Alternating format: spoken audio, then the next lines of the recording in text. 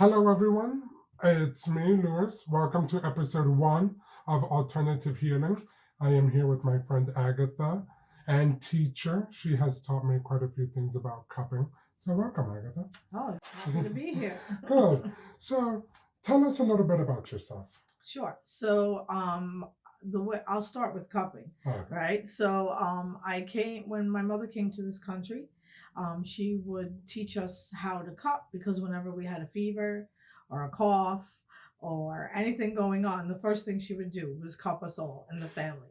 Then, as I got older, right, I started cupping my siblings when they were sick with a fever or whatever. So I work with food, I work with energy, and I work with herbal concoctions and cupping. And then I guess it's been 2 or 3 years now that I've been became a cupping teacher. And I love working with the students because you're all so into what you're doing and you want to grow and you want to learn. And it's really joyful to see all of you how you're ready to make changes, in the world. Yeah, I've been doing cupping for maybe about a year now. Yeah, with me. And cupping has really boosted my business. So many people like cupping. It started to become famous around when Michael Phelps was. He had it when he was doing the Olympics, but obviously it's gone back It's like thousands, 5,000 years old. thousands of years. Yeah. So a lot of questions that I normally get with cupping is what do the colors mean? Sure. So if you can just kind of quickly go through what the individual colors means, the dark, between dark purple to very pale to sometimes like little warts or something would pop up. So if you can just kind of go through that a little. We'll go through the basic ones, right? So the basic ones, dark purple, that's blood stagnation. And, Chinese associate that with liver stagnation, blood stagnation, right? So what does that mean? When the liver is stagnated, it's like it goes and it stops. It goes and it stops. And people tend to be cold and freezing, right? If the liver's moving rapidly constantly, that could be, the people are running hot, super hot. Their liver's constantly going. So in Chinese medicine, what we do is we would cool off the body if they're running hot with cooling foods. And if they're running cold, we warm up the body with warming herbs and foods. So blood stagnation is like the blood's not moving. So that tells me that they have stuck energy flow, chi flow. Their blood is not moving as good as it should. It could be thick, it could be highly toxic.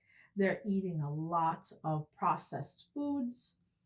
Then there's the white cup. To me, that one's the most dangerous when it's real pale, right? So that means their body's not taking in nutrients and they're not having blood circulation, blood flow, or energy movement.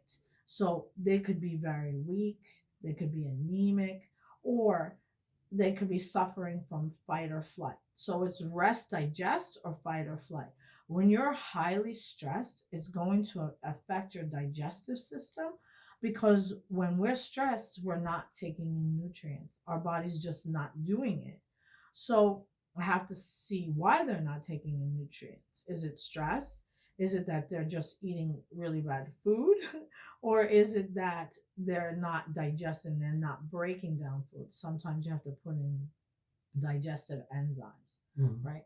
Then the other very common one is when you see the little dots, right? So that is their body's extremely damp. That usually happens when a client has like bronchitis or if they have, any kind of lung issues, a lot of phlegm in their body. So then I want to see why they have so much phlegm in their body.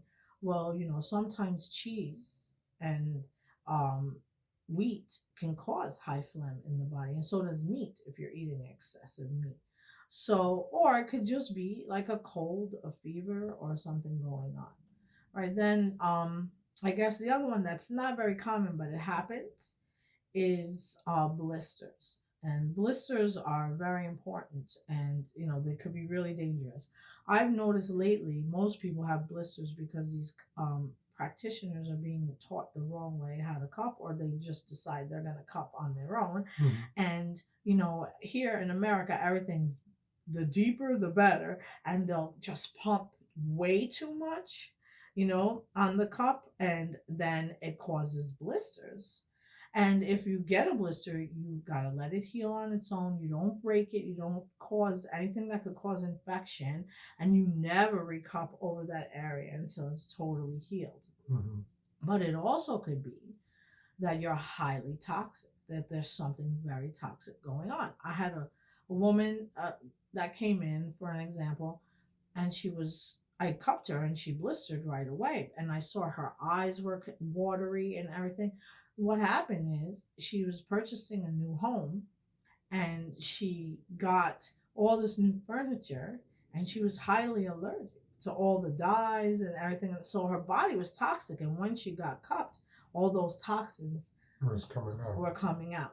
And that also can happen with people who have cancer or chemo. That's why I always say never cup until they're totally done with their radiation treatments, right? And then even after that, sometimes, their body can still be highly toxic. You want to alkaline it, and you want to get them to a really good place before you start cupping. Those are the most common cupping marks. That's great. So much information.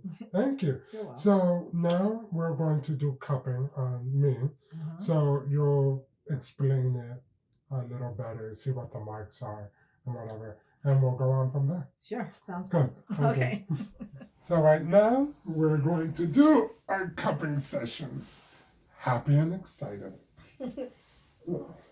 So first, I'm just gonna go over, because I know most of your clients are gym clients, right? They like to work out, do a lot of weightlifting. Yes. Yeah, I know that's most of your clientele. So I want to show a little technique which is great for you. All right, and this is great for adhesions, which are, what's the other word to call an adhesion? What do they call it? The scar tissue. Scar tissue, yeah. What else do they call it? Like knots. Knots. Yeah. What am I? How can I not know that? Why knots massage? My main thing. Okay, so the best bet for knot massage, I like to move like this. Doesn't that feel incredible? That's great. So when you do something like this, you just move the cup very slow. You could pick up an adhesion, and I showed you what that looks like. The clientele doesn't have to know what that looks like, but so when you're moving and gliding, it's really breaking up adhesions when you keep the hose on and just move. And you can go as tight as you need to when someone has a lot of adhesions, right? Mm-hmm. So this is a great technique to release adhesions. All right, but now a basic cupping we're gonna do next.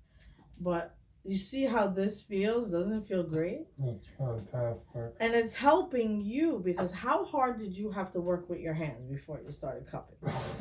Huh? There's no words. Right. There's no words. It was crazy. It was all hands. Right. It was all hands on, and you have to go deep tissue, where a cup, when you let the cup do all the work, 5 minutes of cupping is equal to 1 hour of a deep tissue massage.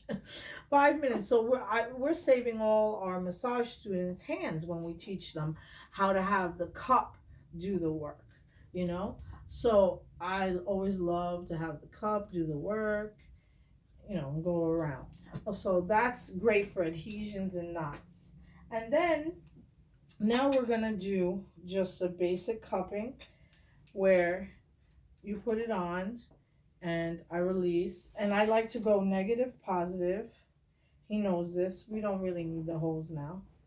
So negative and positive, because what that does is it really helps energy move faster. All right?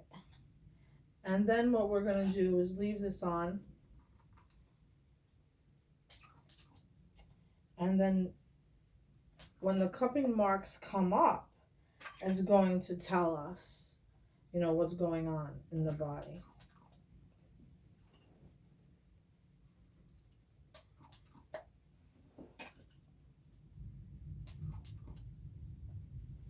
Oh, this feels amazing. And this is a hijama cup, right? Yes, there's actually a few different kinds of cupping. You can use the hijama cups, the glass cups, the silicone cups. I use the hijama cups and silicone cups. Then they have something called blood cupping, which is a little. Well, we're not allowed to do that. Yeah. That's mostly for the acupuncture. Yeah, but blood cupping is when they prick you with a little needle and they let the blood come out into the cup, and it's supposed to help with clearing the toxins from your body. Yeah, it gets them right out of the muscles, tissues, and it's amazing, actually. I've never tried it. I don't really know how I feel about that, but maybe one day, maybe we'll do it. Maybe I'll do it in one of the episodes to come. Okay, so now what we're going to do is just let this sit for like 20 minutes. Okay, so now we're going to remove the cups. And Lewis has great cupping marks because number one, he eats healthy. Number two, he works out at the gym. And number three, I think he's a pretty happy person, don't you think? Oh yeah, I try not to stress. Yeah. If I can't control something, I try not to. Yeah. I try not to. That's what it looks like to me.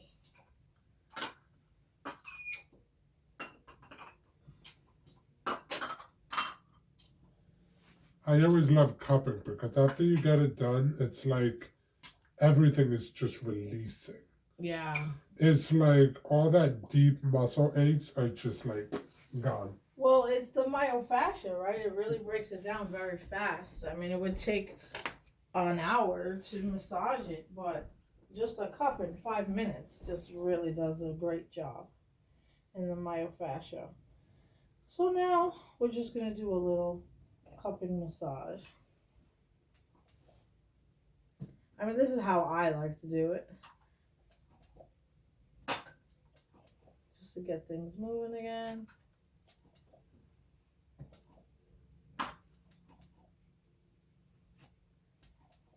But his marks are beautiful. There's nothing going on. You don't have any lower back pain either or anything, right?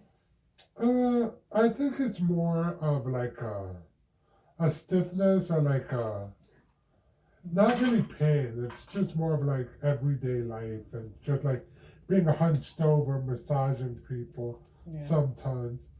My lower back is a little tight. A little tight, but it's not painful. Right. It's just like a little stiffness. No, it looks good. The blood's flowing, everything moving. All right. So we would do this for about, I don't know. I do it for anywhere from 15 to 20 minutes, as long as the client needs it. How about you? Yeah, I do it because first I normally massage you first, and then I put the cups on. Mm-hmm. So I normally will massage with the cup for probably about 5 to 10 minutes. Yeah, because you massaged before. To loosen it That's up. great. Yeah. I tend to try to loosen up the muscles before. Okay, great. So that's basically it. And now we're gonna wrap up. Normal, healthy cupping marks. It's just nice red color, just showing you that he has blood flow and circulation, and his chi is flowing really well through his body, which, you know, on your back, again, is all of the lymphatic system. So you're really cleansing the lymphatic system, getting everything moving, and you know, it's going to now, when you use the cups and you move across the way I was doing, it's bringing all the toxins into the lymph system, and then the body's going to dispose of them, and you know, it's going to come out through your urine and your sweat. So they look great. These are really healthy cupping marks. Wow, that was amazing. I feel a lot better. Good. Thank you so much. I love it. Um, My pleasure. Thank you for being my first episode. Ooh, thank you for having me. Thank you. So, where can everybody get to know you? Where? Sure. Social media. My website is cleanclearbody.com. My Instagram is cleanclearbody. And on Facebook, I'm also Clean Clear Body. My phone number is 201-681-7250. So, you can look up my website, make an appointment from there, or even contact me on my social media. Well, thank you so much. It was fun. It was a pleasure. Love Thank you so much. Thank So, thank you. So, yeah, everyone, enjoy. Once again, this was Agatha. Hey, have a great day. Bye.